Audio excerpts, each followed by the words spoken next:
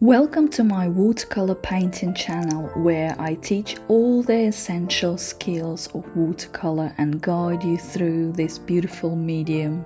So today I'm going to demonstrate you how I painted white roses. This variety is called Kew Gardens from David Austin. So I have had a reference picture which I took myself in my garden, and I printed it out, and then I've transferred it on my good quality paper.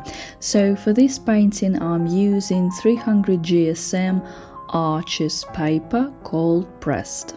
Painting I've used brush size number 8, and I'm working wet on dry and then wet on wet. As you can see, I'm painting one petal and then moving on to another one, and I'm waiting while the paint goes inside the paper, and then I'm moving on and adding more and more colors.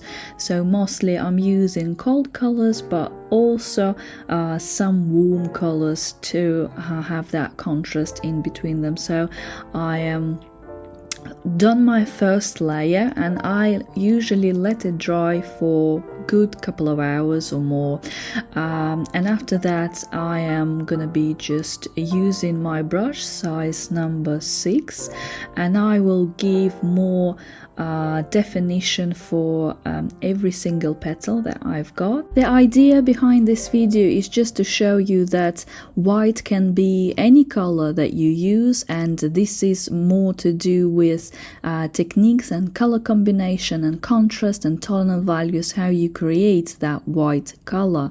So for this painting, as you can see, I don't go for hyper realism, so I'm sort of doing semi-realism.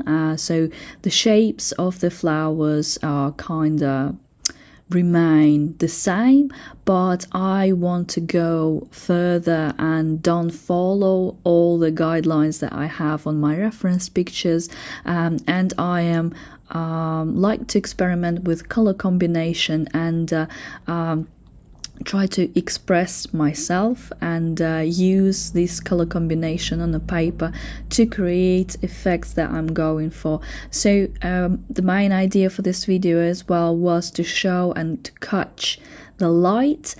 So if you look at the reference picture in the beginning, it looked like those petals were so bright compared to the background. So I wanted to replicate it on my painting. So I'm using right now the brush size number 8 to paint the background. So I've done a couple of layers for my petals, and then I thought that it's the right time to add background, because it will bring a lot of contrast and it will highlight my petals. As you can see on my petals, I left some areas completely white, so those were my ideas to have them highlighted. I've used for my background are mostly Prussian blue, burnt amber, raw amber, and a little bit of cadmium yellow and yellow ochre.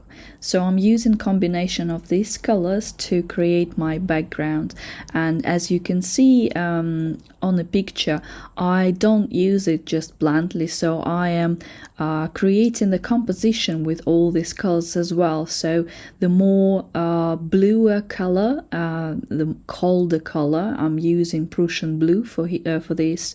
I'm trying to apply it where my whites petals are appearing, so I'm trying to use a really cold, dark, very saturated in color pigments, just to give the contrast to my white petals. So as you can see, it's now looking like they are so bright so petals are so bright compared to the background, and you can definitely say at this stage that those petals are white. However, did you see that I used white paint? I didn't. I used the combination of different colors to create this effect, and also applied with background colors to create this contrast, these different tonal values, where you can see that those petals are definitely white.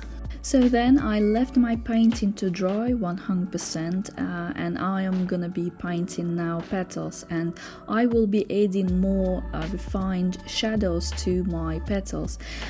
As you can see on the reference picture, it looks like it's a daylight and it's sort of lunchtime, where all the shadows are very hard, they're not soft. So I am trying to add to my petals all the shadows that are very soft. So you can see that with my brush, I'm not trying to smooth all the layers, so I'm just painting hard shadows all across my petals, and they are very rich in color if you compare them to those white bits that I left on my rose, which again brings a lot of contrast and tonal values to my painting. And still you can see that those petals are white, they just have a lot of shadow area and the contrast compared to the background, and it really beginning to stand out, all the shadows and all the highlights on the rose petals. So for this I'm generally using the same color combination that I've used for my backgrounds. It's just I'm looking carefully at my reference picture and I'm seeing, so what are the pigments that are there that I could use. Are they cold pigments or are they warm pigments? Just simply squint your eyes and try to look at the reference picture, and you will see that you see less colors, but you will see everything sort of blurred, but you will be able to name and say where is the darkest part on the reference picture and where is the highlight, where is reflected light, or what color combination is here. Is it cold? Is it warm? So doing this simple exercise will definitely help you to identify where all the colors and tonal values are coming from, and you can just simply then apply them to your painting. I've also decided to add some leaves, and I will be adding them using negative painting technique. So with my brush size number 2, I'm just outlining the leaves because I didn't make those with my pen, and I decided to use my brush to outline these leaves, so I will know where the leaves are. So I will be performing negative painting technique, so which simply means that I am going to be coloring everything that's around this area of the leaves that I've just painting.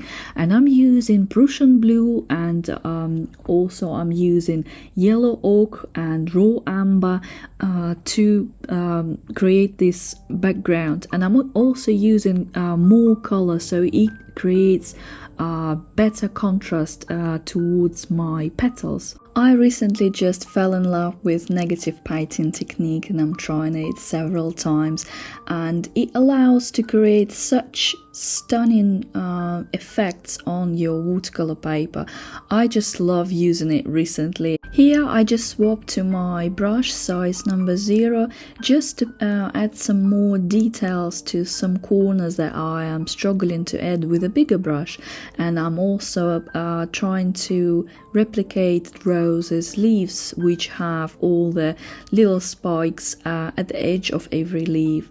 So my little brush will allow me to do that.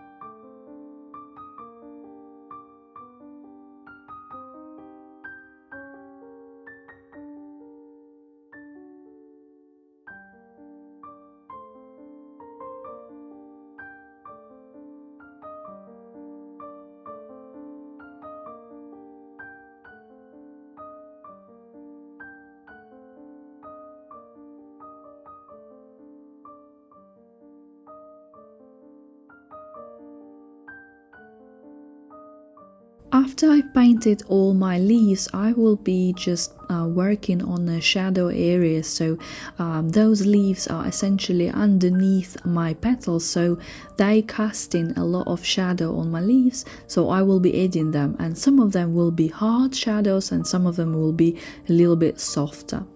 And after that, I let my painting to dry 100%, and I am using white gouache. It's actually a combination, so it's white gouache mixed with a tiny little bit of cadmium yellow, and I'm using my extra small brush, size number 00 from ProArte, and I am painting all the stamens on my rose, and also just it will allow me to add some more contrast and some because they are quite white if you look at the reference picture.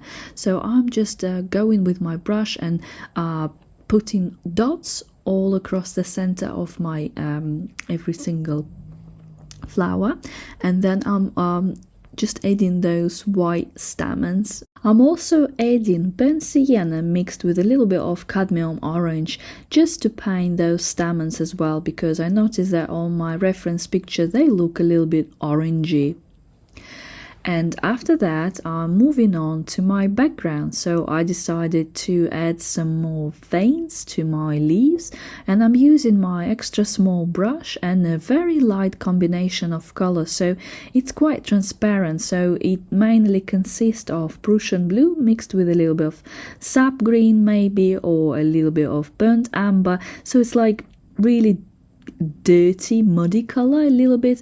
And then I am moving on to my different leaves and painting all the veins, and for some leaves I used even lighter combination of color, so I've used only Prussian blue, which was very diluted, so you can see that on some leaves on top it looks bluish, and then on the leaves that looked a little bit greenish, I use a greener combination. So I'm just using this principle, and I left it to dry, and now I'm adding some more details with my brush strokes to the petals. So I'm using mainly sap green mixed with a little bit of burnt sienna, but more on the spectrum of green in this case, because looking at my reference picture, I want to give more contrast and more interest. So my background quite bluish, so I want to make my flowers warmer. So I'm adding just more of the green and really warm yellow color. I'm also using Prussian blue just to give more contrast, and I'm placing those brush strokes right next to flower head where all the stamens are, and also I am going to be painting some of the petals, and I'm going to be using very light combination of that Prussian blue mixed with a little bit of raw amber, just a little bit, and I'm gonna be painting those light parts on my petals.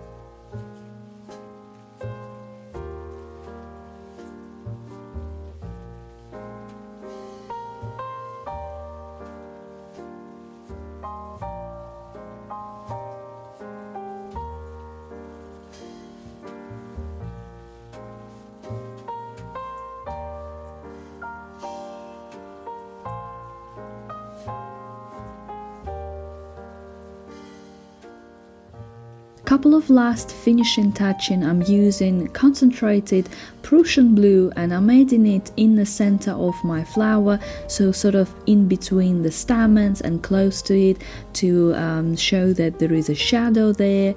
And also I am using combination of colors of cadmium yellow mixed with a little bit of raw sienna, and I'm making brush strokes going out of the center of my flower just to give that warm yellow color in the center of my flower. It creates such nice combination. If we haven't met before, I'm Rita Gold and I'm a professional watercolor artist and a designer. On my channel I share tips and tricks and watercolor techniques and tutorials and much more. If you enjoy watching this video, please like, share, subscribe to my channel, or leave me a comment asking something about watercolor and I will be happy to give you an answer. See you next time. Bye!